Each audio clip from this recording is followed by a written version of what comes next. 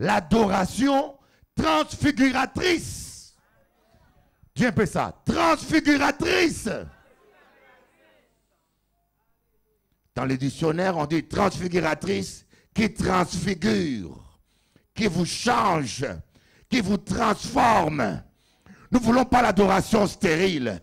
On adore Dieu, on reste toujours le même, on reste toujours comme un démon, on devient encore plus laid que le diable, mais nous voulons la vraie adoration. Quand tu vas adorer Dieu, tu deviens de plus en plus beau, de plus en plus joyeux, de plus en plus transformé, et que ton visage va commencer à ressembler de plus en plus à Jésus lui-même. Beaucoup de gens ne changent pas parce qu'ils n'adorent pas Dieu. On peut beau le prêcher, aimez-vous les uns les autres, mais avec un cœur non transformé, comment tu peux aimer les uns les autres? On peut leur dire, aimez-vous les uns les autres. Ils ne sont même pas capables d'aimer leur propre femme. Méchants, dictateurs, tyrans.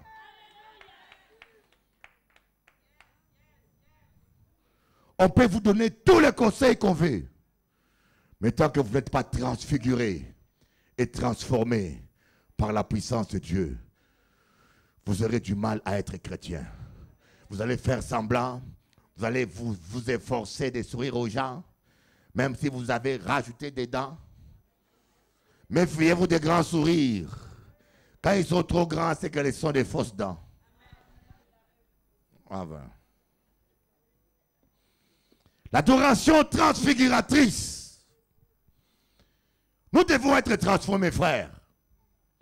Si vous n'êtes pas transformé de l'intérieur, vous n'allez pas vivre la gloire de Dieu. Et le problème, c'est que aujourd'hui, nous ne prêchons plus tout l'évangile. Nous avons des pasteurs pas transformés.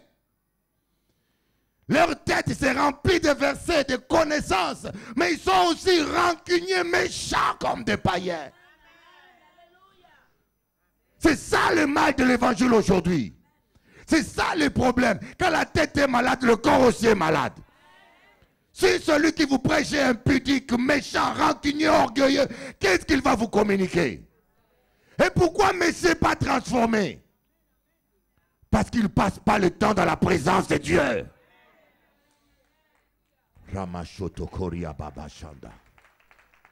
La Bible dit, dans les derniers temps, les gens seront orgueilleux, méchants, blasphémateurs, patricides. Dis un peu, patricide. C'est qui un patricide? C'est quelqu'un qui tue son père. Pourquoi il tue son père? Pour avoir la maison de son père. Ou pour avoir l'héritage avant les moments.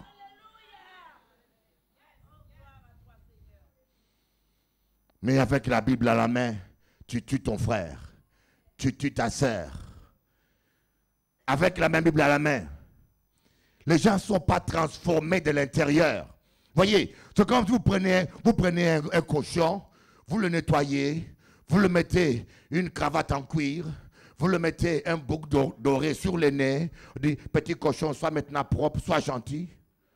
Vous le mettez dans un grand salon, hein, dans votre salon, il va bien se comporter. Mais lorsque vous allez laisser une porte ouverte vers la poubelle, si vous n'êtes pas rapide, vous allez retrouver votre manteau en cuir, tout l'or que vous l'avez mis dans la poubelle.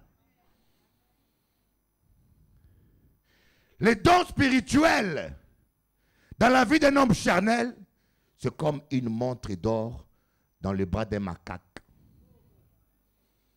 Prenez bague d'or, mettez sur un macaque. Il regarde, il ne voit pas la différence. Il peut l'échanger avec une mangue. Il peut le jeter pour une banane. Parce qu'il ne connaît pas sa valeur. Et beaucoup de chrétiens ne sont pas transformés. Ils ne connaissent pas la valeur de la présence du Saint-Esprit dans leur vie. Pouvez-vous comprendre que le Dieu Tout-Puissant vient habiter en vous? Le Dieu Tout-Puissant habite en vous. Dieu siège deux endroits. Comme les deux pieds de l'homme, Dieu a un pied sur son trône dans les cieux et il siège dans nos cœurs. Et vous savez qu'est-ce qui se passe dans les cieux? Quand on dit notre Père qui est aux cieux, que ta volonté soit faite sur la terre comme dans les cieux. Il faut que le trône qui est en nous, dans le cœur, puisse ressembler. Le royaume des cieux vient au-dedans de nous. Donc, lorsqu'on accepte Jésus, nous devons créer l'atmosphère du ciel dans nos cœurs. Et dans le ciel, lorsque l'apôtre Jean a été dans le ciel, il a vu 24 vieillards. Et ces 24 vieillards, n'oubliez jamais que c'est 12 multiplié par 2.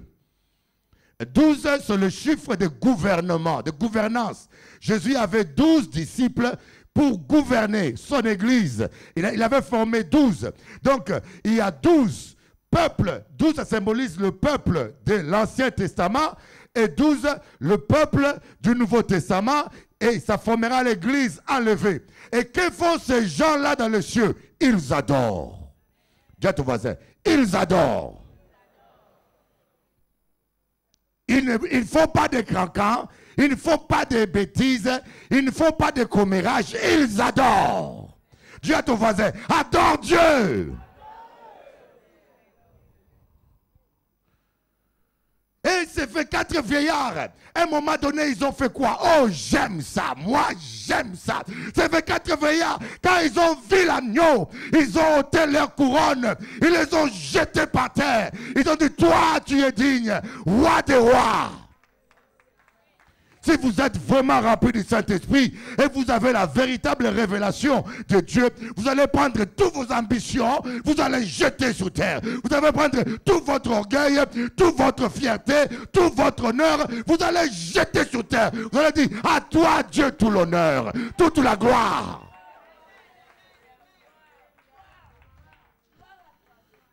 Pourquoi yo moun a fait division, yo a fait la guerre, yo a fait parole? Parce que yo voulait garder couronne à la tête à où. Quand Dieu m'a dit, va à Paris. Voyez comment l'église est. J'ai tout laissé. Programme de télévision, tout. On m'a pris pour un fou. J'ai dit, j'ai jeté ma couronne. Je n'ai pas d'ambition. Si Dieu me dit, va en Haïti, je vais aller en Haïti. Mais je vais aller là où Dieu me veut. Parce que là où Dieu me veut, c'est là où il y a l'onction aussi. Aboutissez pour Jéhovah.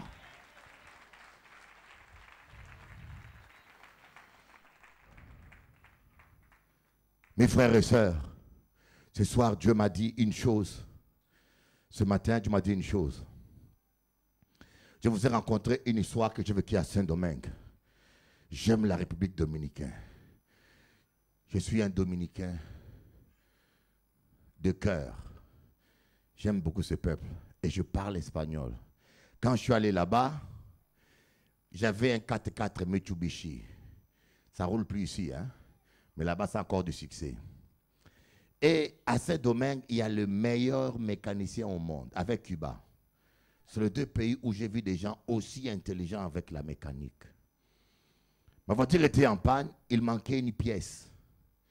Vous savez, là-bas, on répare même les pièces. Ici, quand vous amenez votre voiture, le mécanicien vient, il dit, c'est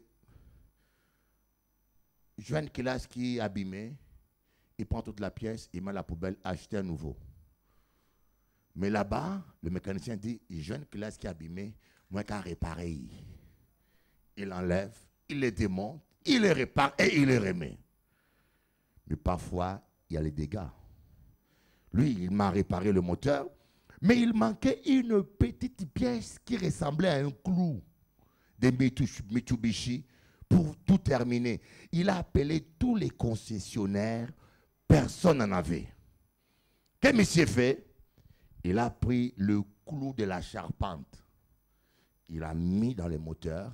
Il a pris un marteau. Il a dit, nous calons, ça a marché. Bing, bing, bing, bing. Tout marchait bien. J'ai dit, waouh, monsieur fort. Monsieur plus fort que Einstein même. Monsieur plus fort que Hollande et Chirac. Alors, j'ai commencé à rouler avec la voiture. Ça roulait bien. J'ai dit, on va à la Romana, on va à Santiago prêcher. Et j'ai roulé à 400 km, non pas 400, 140 km à l'heure. Là-bas, tout est, il n'y a pas de limitation. Hein. On noie. Et j'arrive à la ville de Santiago. Là-bas, c'est limité. J'ai baissé et j'ai commencé à rouler à 40. À 40 km à l'heure, je tourne le volant ne tourne plus. La voiture a décidé de me conduire maintenant là où il voulait. Le moteur est tombé, bing, en pleine route. J'ai dit, mon Dieu. On a amené la voiture chez un autre mécanicien. Le monsieur a regardé. Il a dit, qui m'a réparé voiture là, ça? J'ai dit, c'est Einstein et des Saint-Domingue. Il a dit, mais monsieur, il a mis un clou à la place d'une pièce. Et c'est la petite pièce que vous voyez là, c'est ça qui tient le moteur collé. Mais il a mis un clou. Ça a tenu pendant un temps. Il a dit, monsieur, remercie Dieu.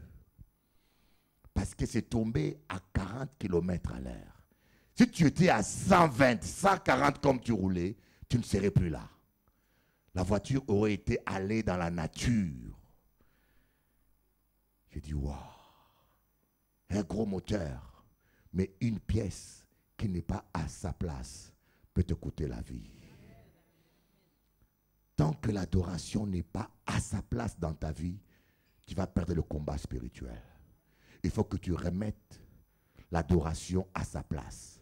La pièce qu'on appelle adoration doit prendre la première place dans ta vie. Aujourd'hui, les gens prient comment? Notre Père qui est aux cieux, bats-moi Père. Notre Père qui est aux cieux, bats-moi Marie. Marie, viens ici au nom de Jésus, je t'attends. Et le voisin qui est impudique, ça fait longtemps qu'il cherche une femme, quand il attend ça, il dit, ma soeur, est-ce qu'on peut prendre un petit peu à manger, un déjeuner? Alléluia. Notre Père qui est aux cieux, bats-moi l'argent. Vous voyez comment nous prions? Mais il faut prier comme Jésus a dit, notre Père qui est aux cieux, que ton nom soit sanctifié, que ton règne vienne, que ta volonté soit faite dans ma vie. Alléluia. Avant qu'elle soit faite sur la terre, ça doit commencer dans ma vie. Ça veut dire, papa bon Dieu, s'ouvre-moi seul, moi qui reste seul pour toi. Papa bon Dieu, s'ouvre-moi, ramasser les ordures dans l'église, je serai un ramasseur d'ordures, mais rempli du Saint-Esprit. Si Dieu me veut être pasteur assistant, je resterai pasteur assistant béni au lieu d'être pasteur principal sans l'onction. Ce n'est pas le poste qui vous bénit, mais c'est l'obéissance qui vous bénit. Applaudissez-moi un peu, Jéhovah. Quand vous comprenez ça, la guerre au pouvoir, la guerre au titre, la guerre, il serait parti dans une église. Il me dit, Bishop Eli, c'est pasteur la prêche comme toi. Il dit, ah bon? Il prêche comme toi, j'aime. Il est rempli du Saint-Esprit. Je reste là-bas. Je dis, il est qui? Il est apôtre. Il est apôtre. Et j'ai vu la sœur Chinchin. Elle m'a dit, mais c'est pas apôtre. Ça fait pas longtemps qu'on l'a mis pasteur. Ça fait même pas 1 an ou 2 ans. C'est pas que les pasteurs. Maintenant, il s'est autoproclamé apôtre. Je dis, ma soeur, monsieur qui a prêché bien, mais c'est gentil. Mais les gens qui s'autoproclament pour moi, ça sent mauvais. Méfiez-vous des apparences. Les gens aiment trop les titres. Les gens aiment trop paraître. Les gens courent derrière le succès. Parce que ce ne sont pas des adorateurs. Un vrai adorateur, tu vas passer le temps dans la présence de Dieu. Tu vas commencer à admirer l'admirable. Tu vas l'admirer, tu vas l'admirer. Plus tu vas admirer Jésus, plus tu vas te rendre compte que tout est vanité des vanités sur la terre. Plus tu vas l'admirer, plus tu vas le ressembler, plus il va te transformer, et tu vas commencer à être transfiguré. Tu vas commencer à être transfiguré. Ton visage sera transfiguré. Tes yeux vont être transfigurés. Moi, il m'est arrivé, même les païens me fixent. Même les païens. Faites l'expérience, mes amis. Vous pouvez être rempli à un tel point que même les païens, quand tu te fixes les yeux, ils tombent dans la rue. Oh my God. Aujourd'hui, les chrétiens, une soeur m'a écrit, Bishop Eli, ma mère est une sorcière. J'habite chez elle, je vais fuir. Elle dit, ne fuis pas, c'est elle qui doit fuir.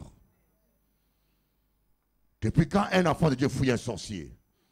Celui qui habite en nous est plus fort que celui qui est dans les mondes.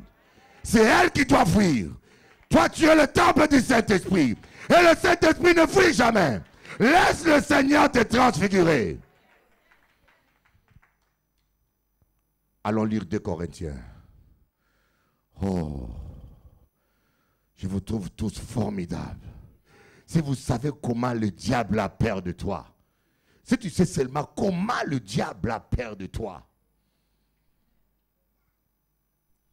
c'est ça ce qui est triste. Les chrétiens ignorent ce qu'ils sont. Le diable a peur, dis ton voisin, le diable a peur de toi.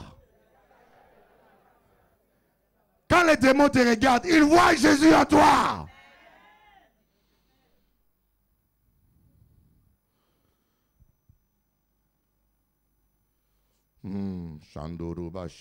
Oh, j'ai la joie, mon Dieu.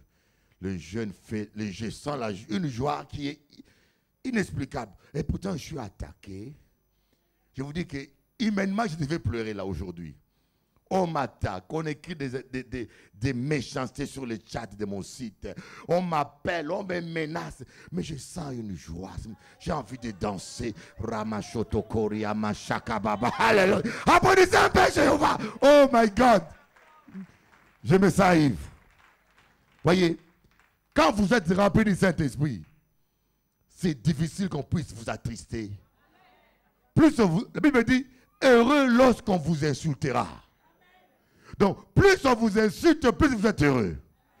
Plus on fait des craquants sur vous, plus vous êtes motivé. Bishop Eli, je suis découragé. Il n'y a pas assez d'amour dans l'église. Tu n'es pas assez transfiguré. Si tu es bien transfiguré, les insultes vont te donner la force, le plaisir d'attaquer encore plus. Tu seras plus motivé. Plus on t'écrase, plus Dieu va t'élever. Quand les gens commencent à t'écraser, sache que ton temps d'élévation commence à arriver. J'étais avec qui? Avec le frère Georges. La sœur Jacqueline Césarin. Qui la connaît ici? Elle m'a dit, Bishop Eli, cette femme-là, elle était envoûtée, ensorcelée il y a 20 ans. Quand les démons les saisissaient, elle s'enfermait dans l'armoire. J'ai des gens qui sont bénis, qui ont tout. Sauf que ils ont rencontré la jalousie sur leur chemin. Son mari les cherchait partout. Des fois, la femme, quand elle paniquait, elle allait dans un arbre et se cachait. Et le mari les cherchait partout. Où est ma femme? Où est ma femme? Il les trouvait dans un arbre caché. Il a dit, ah non, c'est trop fort pour moi. Moi, j'aimerais tout sorcier là. Allons voir Père Eli. Ils sont venus là. J'ai dit, c'est pas Père Eli, c'est Jésus qui est dans Père Eli. Voyez, ils ne sont pas venus voir Père Eli. J'ai dit, mais c'est Jésus. Moi, je ne peux rien faire pour toi. Mais si tu acceptes celui qui est en moi, c'est résolu. Ils ont accepté Jésus. Ils m'ont dit, Bishop Eli, ils ont été allés ailleurs, on les a entraînés ailleurs. Ils m'ont dit, Bishop Eli, j'ai vu tous les chrétiens de telle église, adventistes, pentecôtistes, tous les gens qui ont parlé mal de toi sont tous tombés. Tous les pasteurs sont tombés. Et je dis aux gens, vous voyez, vous parlez mal de lui, mais vos pasteurs sont tous tombés. Lui, il est toujours là. T'occupe pas des gens qui parlent mal de toi. Le Seigneur t'a dit, il lèvera, il fera briller ta justice comme la lumière du soleil en plein midi.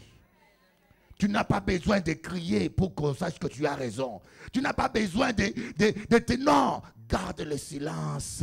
Laisse le Seigneur faire paraître ta justice comme le soleil en plein midi. Tout le monde verra. Ils diront, ah, mais c'est comme j'avais bon Dieu. Il est toujours debout. Applaudissez un peu Jéhovah. Oh my God. Et je suis habitué, chaque année quelqu'un m'attaque toujours, chaque année quelqu'un me trahit, chaque année quelqu'un m'insulte.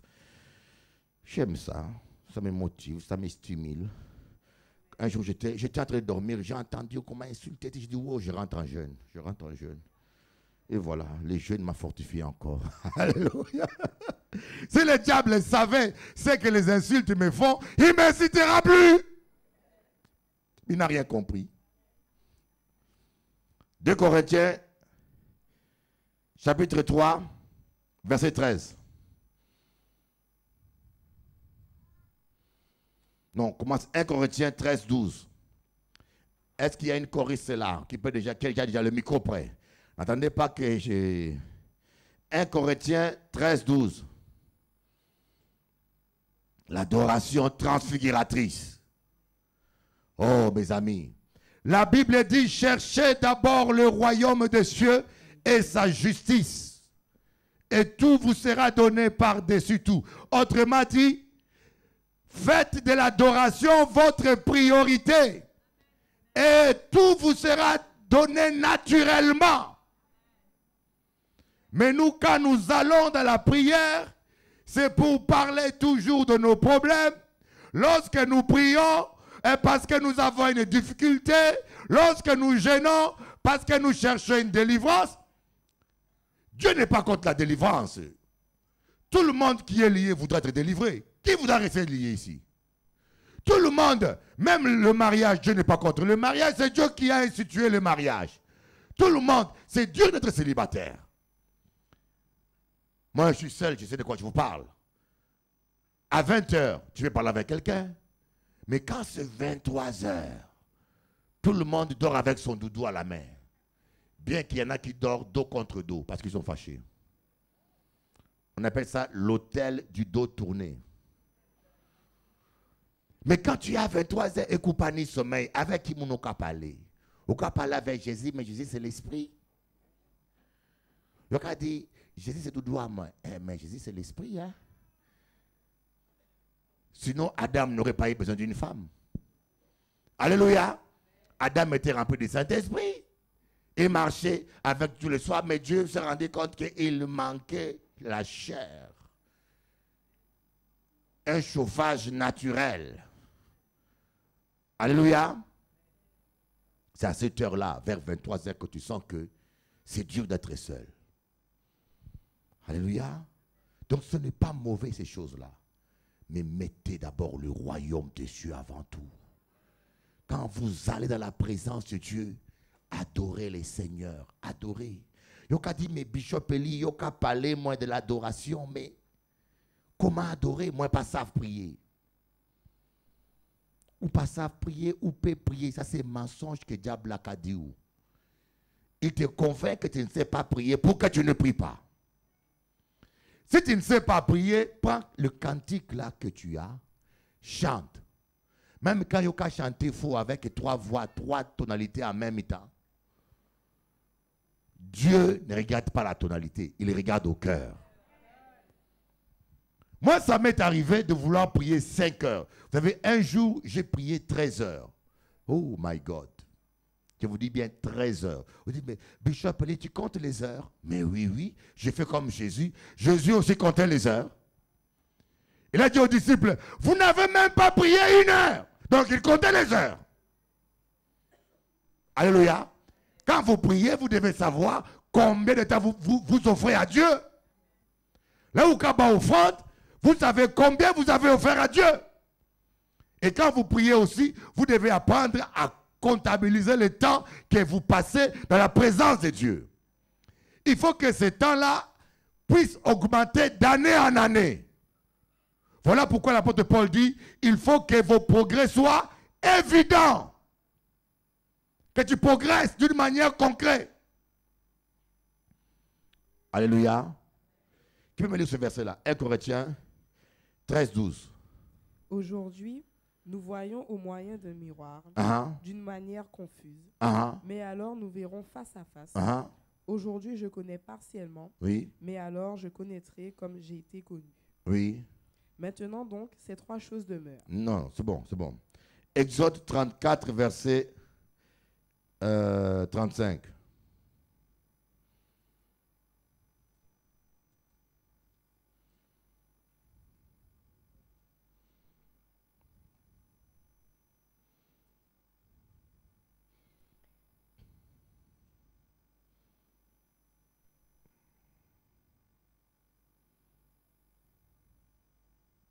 Exode 34, verset 35. Les Israélites regardaient le visage de Moïse et voyaient que la peau du visage de Moïse rayonnait. Et Moïse remettait le voile sur son visage jusqu'au moment où il rentrait pour parler avec l'Éternel. Amen. Les Israélites voyaient Moïse, ils voyaient Moïse mettait un voile. Parce que lorsque Moïse sortait de la présence de Dieu, on voyait que sa peau brillait, son visage brillait, parce qu'il était contaminé par Dieu. L'apôtre Paul dit, nous voyons le Seigneur comme au travers d'un miroir. Et plus nous l'admirons, nous le regardons, plus il nous transforme. Plus tu passes le temps dans la présence de Dieu, plus Dieu va te transformer. Pour ressembler à Dieu, pour être transformé de l'intérieur, c'est seulement en passant le temps dans la présence de Dieu. C'est quelque chose qui est spirituel. Des fois, tu ne te rends même pas compte. Voyez, des fois, tu ne te rends même pas compte de la transformation. Mais cela se fait petit à petit jusqu'à ce que vous allez atteindre un niveau où cela sera évident.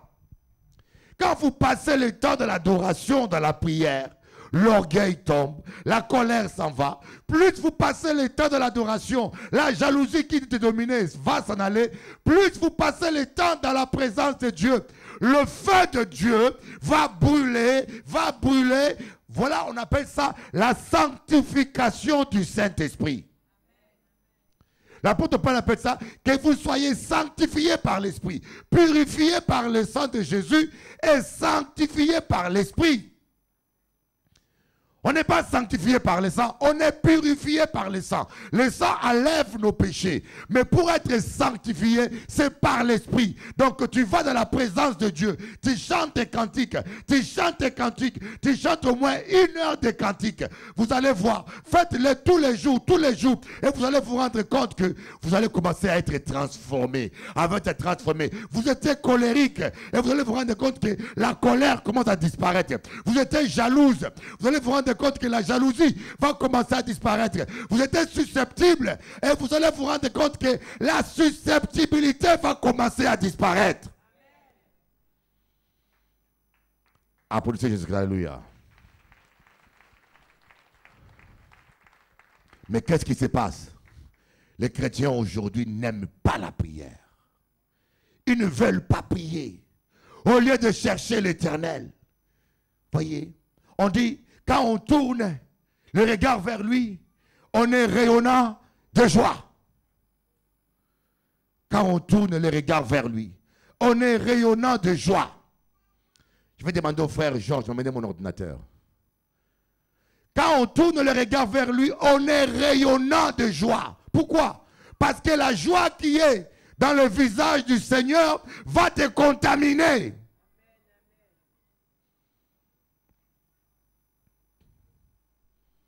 La joie ne vient pas de l'argent.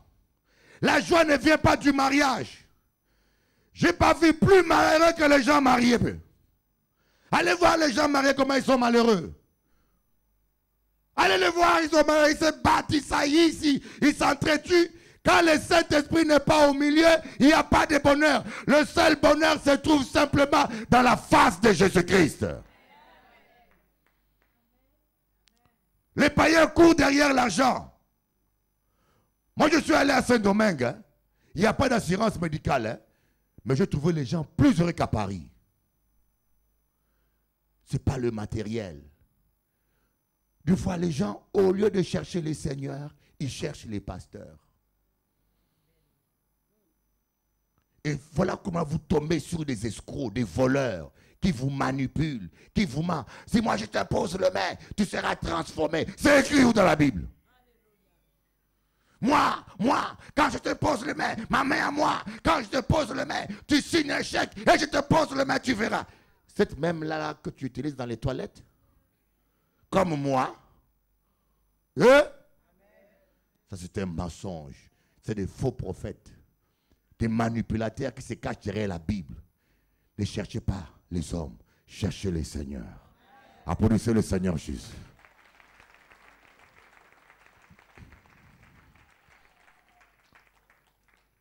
un homme te décevra. Et je dis que personne ne s'appuie sur moi. Parce que je ne veux pas que si un jour je tombe, que tu tombes aussi avec moi. Ne t'appuie pas sur moi, appuie-toi sur Jésus. Parce que Jésus ne tombe jamais et il ne tombera jamais. Il ne te décevra jamais. Moi, quand j'étais jeune, je m'appuyais sur un pasteur. J'ai été déçu. Je prie que Dieu me garde. Matin et midi soir. Si ça tenait qu'à moi, je ne serais même plus debout. Plusieurs fois, j'ai été vaincu. Mais j'ai vu la main de Dieu. Je peux vous dire, lorsque vous dites, Seigneur, garde-moi fidèle à toi, et que vous êtes sincère, Dieu va vous garder. Je peux vous dire, plusieurs fois, il m'est arrivé d'être vaincu, mais des interventions surnaturelles. Dieu qui coupe le courant, boum! J'ai vu des climatiseurs exploser, boum, le feu! Plusieurs fois, j'ai frôlé la mort. J'ai frôlé la mort. Je rentre dans un taxi et la personne m'amène vers la mort. Et le moteur du taxi explose. Bah! Le monsieur m'a dit, c'est la première fois que je vois ça. Il est terrible. Cherchons l'Éternel. Arrêtons de chercher les hommes. Arrêtez de chercher les religions. La religion, c'est l'homme. Et tu seras déçu avec la religion. Mais Jésus, lui, il ne te décevra jamais. Dis à ton voisin, cherche Jésus. Alléluia. Dis-lui encore bien, cherche Jésus. Alléluia. Alors ma fille, va lire ça. 2 Corinthiens 3, 13.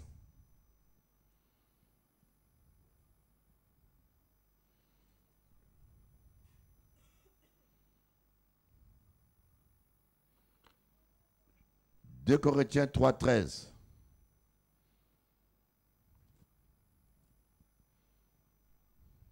2 Corinthiens, chapitre 3, verset 13. Nous ne faisons pas comme Moïse, qui mettait un voile sur son visage pour que les fils d'Israël ne fixent pas les regards sur la fin de ceux qui étaient passagers. » Tu peux encore relire ça. Nous ne faisons pas comme Moïse, qui mettait un voile sur son visage, pour que les fils d'Israël ne fixent pas les regards sur la fin de ceux qui étaient passagers. Voilà, maintenant lis le verset 18.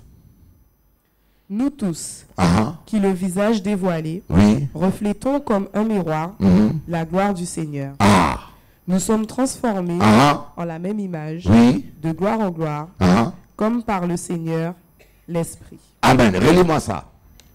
Nous tous, Ah, qui le visage dévoilé, dévoilé, oui. reflétons Oui, comme un miroir oui. la gloire du Seigneur. La gloire du Seigneur. Nous sommes transformés Nous sommes transformés en la même image, par la même image, de gloire en gloire, de gloire en gloire, comme par le Seigneur, comme par le Seigneur, l'Esprit. l'Esprit. Nous sommes transformés de gloire en gloire. Dis à ton voisin, de gloire en gloire. Répète-lui, de gloire en gloire, de victoire en victoire. Oh my God, que la vie chrétienne est belle, de gloire en gloire. La gloire attire la gloire. La gloire augmente. Elle doit augmenter. Le Seigneur, il est celui qui t'élève. Le Seigneur, il est celui qui t'amène plus haut. De victoire en victoire.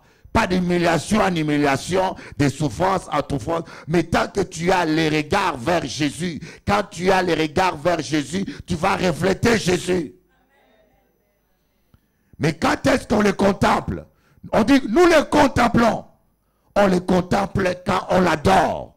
Contempler Dieu, c'est adorer Dieu. Et l'erreur que nous faisons, nous prions pas beaucoup. Nous adorons pas Dieu. Beaucoup de chrétiens évangéliques sont devenus des chasseurs de démons professionnels. Satan, toi qui es sous la chaise, je t'ai déjà démasqué. Et puis il fait 2 heures pour les lier. Tu es lié, tu es lié, tu es... 2 heures. Donc nous passons plus de temps à nous chamailler avec les démons. Mais Dieu, il cherche des adorateurs. Des gens qui l'adorent en esprit et en vérité. Applaudissons le Seigneur Jésus. Nous sommes comme des téléphones portables. Lorsqu'on prend le portable, on le met dans la prise de secteur. Elle commence à charger. Elle commence à charger. Elle commence à charger et elle pourra être autonome longtemps. Lorsque nous adorons le Seigneur, on se charge de l'onction. Il nous transforme. La colère disparaît. La méchanceté disparaît. La jalousie disparaît. On est transformé de gloire en gloire. De gloire en gloire. Jésus, pendant que les disciples étaient pressés pour traverser, Jésus est resté toute la nuit en train d'adorer son Père. Il était transformé. Il était transformé. Il était transformé. Et lorsqu'il a commencé à marcher sur les eaux, la tempête s'est levée. Il y avait assez de charge pour calmer la tempête.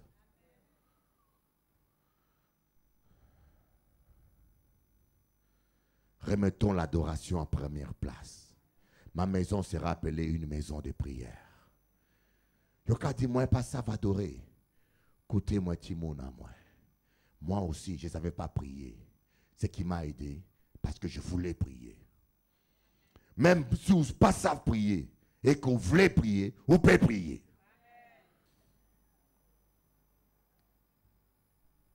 Adore Dieu. Plus tu adores. Continue, ma sœur, continue là-dessus. Continue, petit. Psaume 27, verset 4. Car il me protégera dans son tabernacle. Il me protégera dans son tabernacle au jour du malheur. Oui. Il me cachera sous l'abri de sa tente. Il m'élèvera sur son rocher. Aïe, aïe, aïe, aïe, aïe. Et déjà ma tête s'élève sur mes ennemis qui m'entourent. Yes. J'offrirai des Amen. Et déjà ma tête s'élève au-dessus de mes ennemis qui m'entourent. Un secret, quand vous êtes un adorateur, vous aurez toujours des ennemis qui vont vous entourer. Alors, si vous voulez une vie sans ennemis, c'est impossible. Vous aurez toujours des ennemis. Et les ennemis sont nécessaires.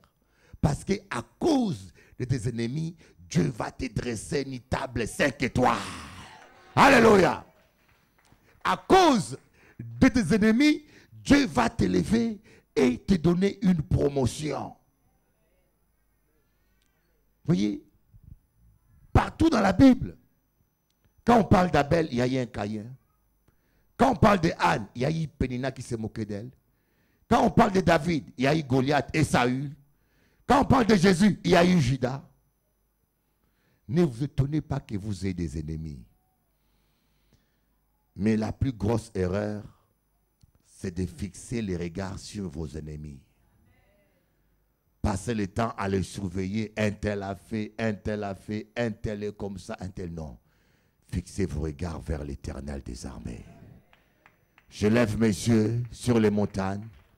Tout me viendra les secours. Les secours me viennent de l'Éternel qui a créé les cieux et la terre. Applaudissons Jéhovah. Alléluia. Gloria ba shata baba.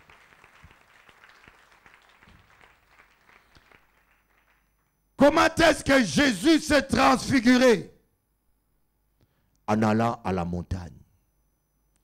À la montagne de la transfiguration. Il n'est pas allé dans une vallée. Il n'est pas allé non, il est allé sur une montagne. Et la montagne est toujours l'image de la prière. Si vous voulez expérimenter la transfiguration, vous devez aller au-dessus de la montagne pour adorer. Quand les gens allaient à la montagne, c'était pour adorer Dieu. La transfiguration, c'est fait par une adoration. Quand vous allez adorer Dieu, quand vous allez plus passer les temps de l'adoration, vous allez voir comme résultat, Dieu va commencer à vous transformer.